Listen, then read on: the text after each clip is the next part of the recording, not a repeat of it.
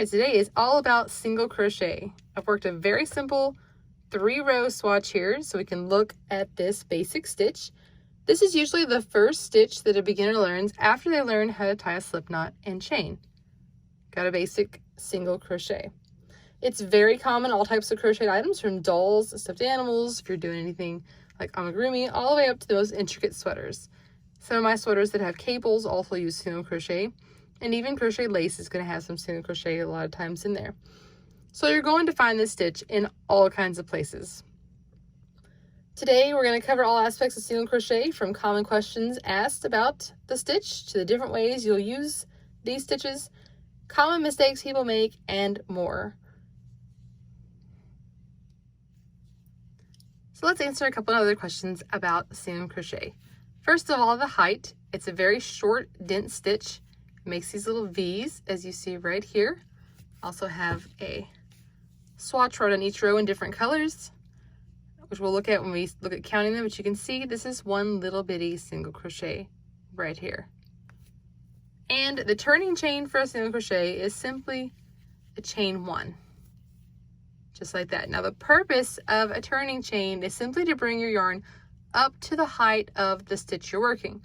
So single crochet is just 1 because it's so short.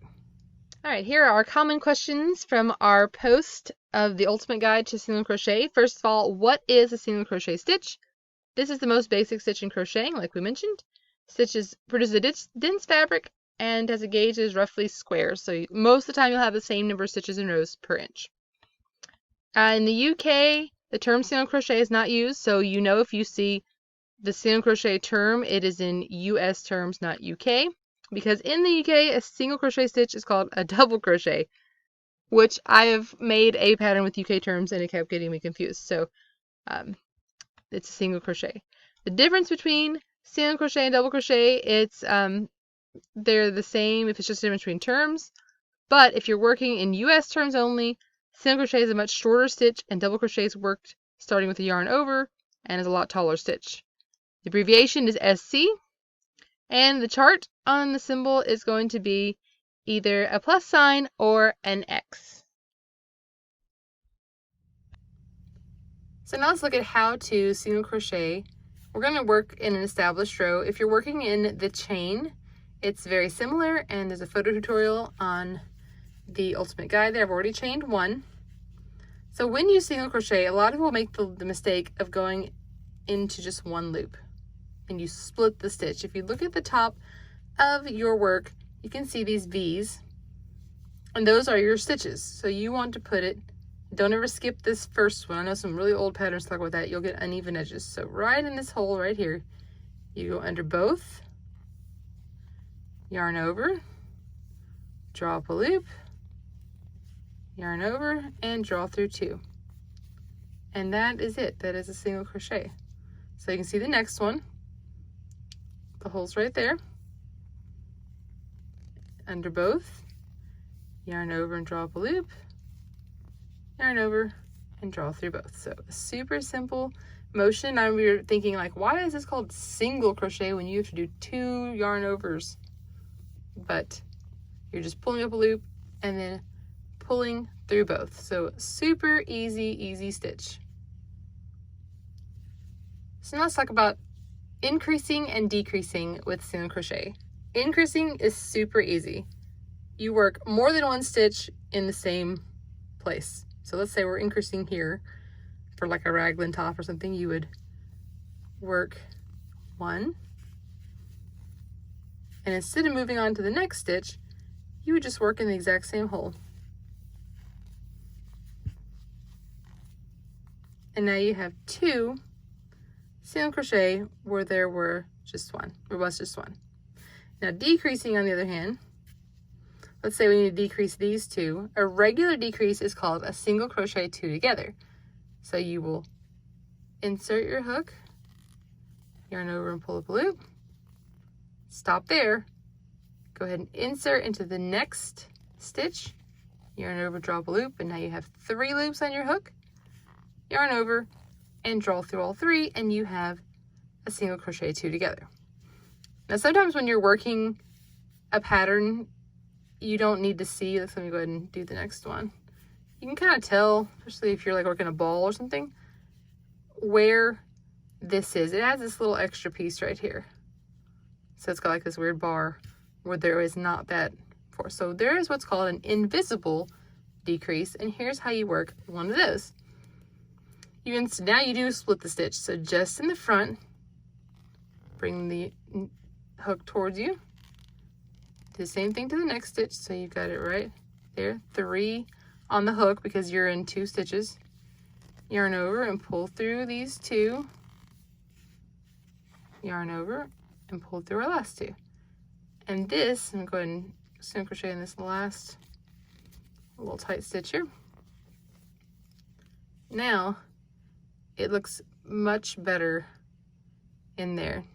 So if some things don't matter, I mean, it's not a huge deal where I did it before, but if you want a really neat decrease, that's the best way to go. All right, let's look at my little baby swatch here of our rows and stitches. And I definitely encourage you, if you're new, to practice this. I chose 3 colors because you can work down with one and then back with another. And when you come back with the third, instead of having to cut off the first one, you can carry it up the side. See how I kind of pulled this to the same level, and I started with pink again. This really gives you a feel for how a stitch looks from the front. So these green ones are the way the stitch look when it's facing me. Like when I'm working it, if I was working it right now with a hook, the green ones are the ones, this is what my stitch would look like. You see these little legs? Like this is one stitch. See these little legs on it? And then when I come back across the other way, this one, the pink or the purple, you can look at either one, are what the back side look like. So you can see instead of being spread out here, it's closer together in a true V. So if we turned it, you can see that that looks just like the other one in the front. So when you're counting something, let's say I'm counting this and they're all the same color, I'm looking for these little V's or these V's. So 1, 2, 3, 4. I have 4 rows right here. You can also tell by your yarn tail, because an odd number row, your yarn tail will be on the left if you're right-handed. And after you work across it, because when you think about it, you made a chain and then you worked row 1 back this way. So 1 was an odds row and here's your tail. So that's an easy way to count the rows. Counting the stitches, if you're on top here, this is easy. 1, 2, 3, 4, 5, 6, 7, 8, 9. I have 9 stitches across because I decreased before I had 11. So, and we decreased twice in here.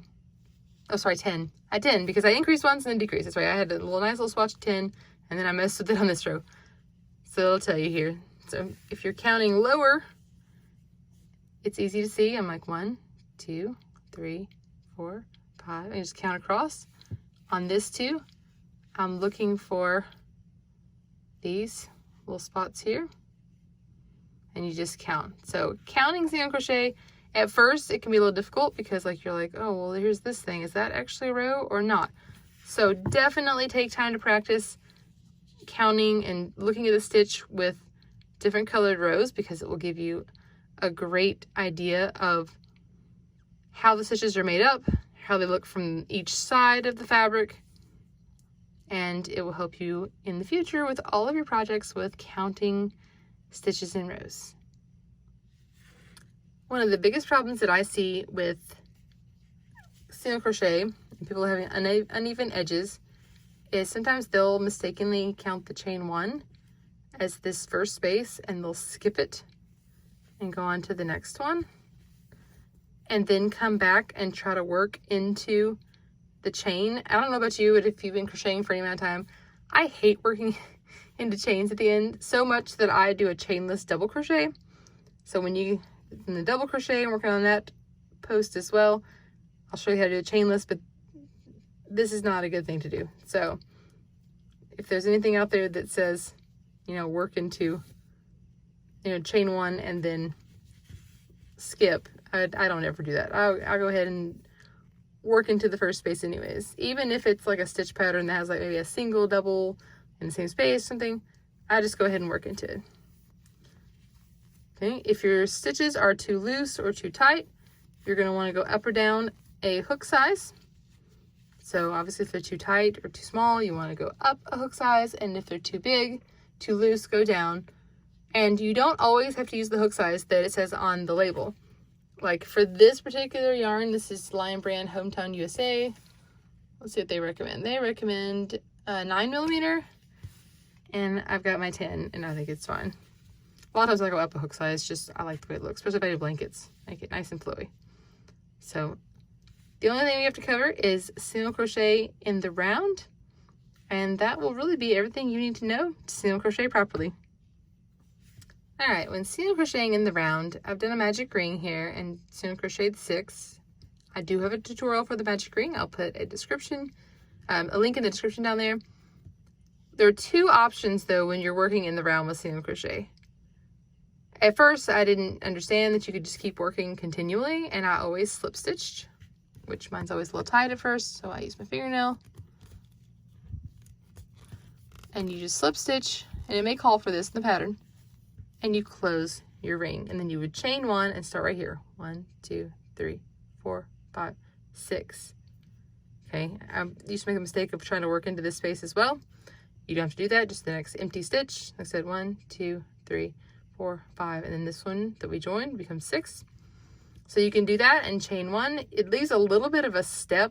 I did that with my first little stuffed animal pattern, and I didn't like the step that it made. And then I found out you can just keep working around and around, although you will need a stitch marker because you lose your first stitch. Okay, you just work into, like for this one, if I was doing a circle, I would have to work 2 stitches in each for the next row. It's just common. And you would just keep working round and round and round. But after you do a few stitches, it can be hard to remember where you started. So like this was our first stitch, but can you really tell? Once you keep going around, it really gets confusing. So grab a little stitch marker or a bobby pin, put that on there, and you would just work in the round. You could still, like I just did, you would still increase the same way. 2, you could put 2, and so if it said increase, you would just put 2 single crochet in the next stitch, and then the decrease is the same. It says single crochet 2 together, you'd work it the same over the next 2 stitches, or you could do the invisible with the first 2 loops. So hope you've enjoyed this comprehensive look at the single crochet, and I'm working on, I'll have half double crochet, double crochet, all those great things coming up very soon. Just starting out with the basics. So check out the magic ring tutorial, and I've linked several patterns that use only the single crochet, so go down there in the description and check out those single crochet patterns, and you could be on your way to making your first pair of mittens or a sweater, and you could do that with the simple tutorials that are linked in this video. Thanks for watching, and I'll see you next time.